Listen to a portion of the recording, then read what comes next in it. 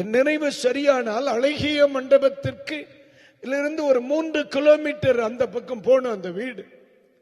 அந்த வீட்டில் ஒரு சகோதரிக்கு சுகமில்லை என்று சொல்லி ஜெபிக்க அழைத்திருந்தார்கள். அந்த வீட்டுக்கு ஜெபம் பண்ண போனா அவங்க வியாதியினால தான் அந்த பிள்ளை கஷ்டப்படுது, சகோதரி கஷ்டப்படுறாங்க அப்படின்னு ஜெபிக்க போனா அந்த இடத்துல ஜெபத்தை ஆரம்பிச்ச உடனே அந்த சகோதரியினுடைய சரீரத்திலே மறைந்திருந்த ஒரு பொல்லாத ஆவி பயங்கரமாய் வெளிப்பட்டு அது என்ன சொல்லிச்சு தெரியுமா?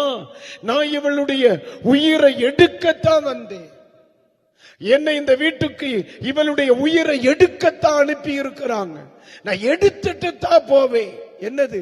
ஜீவனை, உயிரை நான் எடுக்கத்தான் செய்வேங்குது. நான் உடனே சொன்னேன், முடியாது, நான் அனுமதிக்க மாட்டேன்னு. உடனே அது என்ன வார்த்தை சொல்லிச்சு தெரியுமா? நீ தான் கொஞ்ச நேரத்தில் போயிருவே, மறுபடியும் ஒத்தேளத்தான வீட்டுல இருப்பா.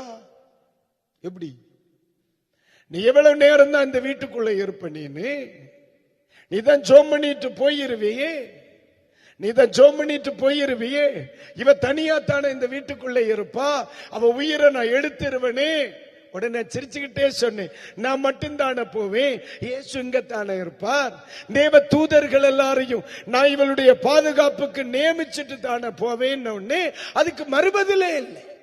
பேப்பையலுக்கு நீங்களும் ஒரு மாதிரி தான் இருக்கிறீங்க, ஒரு மார்க்கமா. ஆமை தோத்திர பிசாசு என்ன சொல்ற? நான் எடுக்கத்தான் செய்வேன், என் ஜீவனை எடுத்துருவேன்றான், பிள்ளையின் ஜீவனை எடுத்துருவேன்றான், இவனை வாழ விட மாட்டேன், என் ஜீவனை எடுத்துருவேன்றான். என்னை கேட்கிற பிள்ளைகளுக்கு சொல்றேன், எடுத்துருவேன் ஜீவனை எடுத்துருவேன்னு சொல்றவனுக்கு கூட்டத்துக்குள்ள இன்னைக்கு ராத்திரி ஒரு சத்தத்தை சத்தம் கேக்குது, ஐயா நான் எடுக்கிறது இல்ல, ஜீவனை கொடுக்கிறேன். கொஞ்சம் மெதுவா சொல்லுங்க, வாயில உள்ள பல்லு செட்டு கீழே விழுந்துரும்.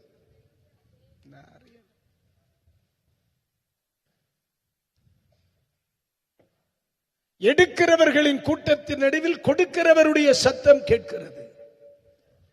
ஆண்டவர் இயேசு கிறிஸ்து சொல்லுகிறார், ஐயா நான் எடுக்கிறதுக்கு வரல, அழிவின் விளிம்பில் இருக்கிறவனுக்கு என் ஜீவனை கொடுத்து காப்பாற்றுகிறதற்கு வந்திருக்கிறேன். என் ஆண்டவர் இயேசு கிறிஸ்து ஜீவனை கொடுப்பதற்கு வந்தவர், ஜீவனை கொடுப்பதற்கு வந்தவர் அவர். அல்லேலூயா. இப்ப சொல்லுங்க, எடுக்கிறவன் வேணுமா, கொடுக்கிறவன் வேணுமா? கொடுக்கிறவர் வேணுமா, எடுக்கிறவன் வேணுமா? உங்களுக்கு கொடுக்கவும் வேண்டாம், எடுக்க வேண்டாம். நம்ம பாதி நேரத்தில் வீட்டுல பிரச்சனை வந்தா, ஏசப்பா என்னை ஏன் போட்டிருக்கிறீங்க, என்னை எடுக்க கூடாதா? சில நேரத்தில் நம்ம ஆட்கள் பேசுறதே எப்படித்தான், என்னை எடுத்துருங்கப்பா. சில ஆட்களுக்கு காலையில கொஞ்சம் வீட்டுல சமாதானம் இருந்தா, அப்பா தீர்க்க ஆயுசை தருவீராங்க. மத்தியானத்துக்கு மேல மாமியார் ஏதாவது ஒரு வருத்தப்படுகிற வார்த்தை சொல்லிட்டா, என்னை எடுப்பீராக. இல்ல காலையில கொடுக்க சொன்ன, ராத்திரி எடுக்க சொல்றேன், சாயந்தரத்தில் எடுக்க சொல்ல, இன்னும் ராத்திரி அப்ப பார்க்கலாம் சுவாமி. இல்ல காலையில எடுத்துட்டு மத்தியானம் கொடுத்து மறுபடியும் ராத்திரி எடுத்து காலையில கொடுக்கிறது, எடுத்து வைக்கிறதுக்கு பிரிட்ஜில் இருக்கிற ஜூஸ் நினைச்சு, இல்ல கோமாளி நான் இல்லம்மா, ஆண்டவர் கேட்பார். இப்படி சில ஆட்கள் எல்லாம் ஆண்டவர்கிட்ட சொல்லுவாங்க, அப்பா என்னை எடுத்துருங்க. ஆண்டவர் சொல்லுவார், உன்னை எப்பவுமே எடுக்கணும்னு தான் நினைக்கிறேன், பரிசுத்தமா இருந்தா பரலோகத்தை சாத்தரலாம், படுபாவியா இருந்தா நரகத்துக்கு கொண்டு போயிடலாம், நீ 2ஆம் கட்டானா இருப்ப. இடையில தொங்க விடுறதுக்கு ஒரு ஆப்ஷன் இல்லடா, இந்த ஸ்பீக்கர் தொங்க விடுற மாதிரி பூமியிலையும் இல்லை, உயரத்திலே இல்லை, இடையில கிடக்கிற மாதிரி பரலோகம் உண்டு, பாதாளம் உண்டு. இந்த 2ம் தான் இருக்கு, இடையில ஒன்னும் கிடையாது. அதனால நீ கொஞ்ச நாள் கூட தந்திருக்கே, ஒன்னி கீழே விழுவியா இருக்கும், இல்லைன்னா மேல போவியா இருக்கும், கொஞ்சம் வெயிட் பண்ணுவோம். அதனாலதான் சிலருக்கு ஜெபம் எல்லாம் கர்த்தர் இன்னும் கேட்கல. அவர் கேட்டிருப்பார்னா பாதி வெறும் சொல்லி செத்து சுண்ணாம்பாயிருப்பான் இன்னைக்கு.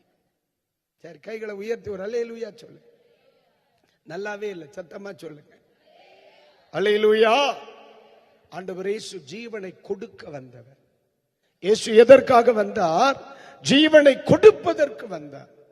இப்ப நான் சொல்றேன், என்னிடத்தில் இருக்கிறதை எடுக்கிறதை விட, எடுக்கிறவனை விட எனக்கு தேவையானதை கொடுக்கிறவர் தான் சிறந்தவர். அதனாலதான் இந்த இயேசுவை நாம் இந்த தேசத்தில் ஆராதிக்கிறோம். அதனாலதான் இந்த இயேசுவை நான் பிரசங்கிக்கிறேன். அவர் எடுக்கிறவர் அல்ல, கொடுக்கிறவர்.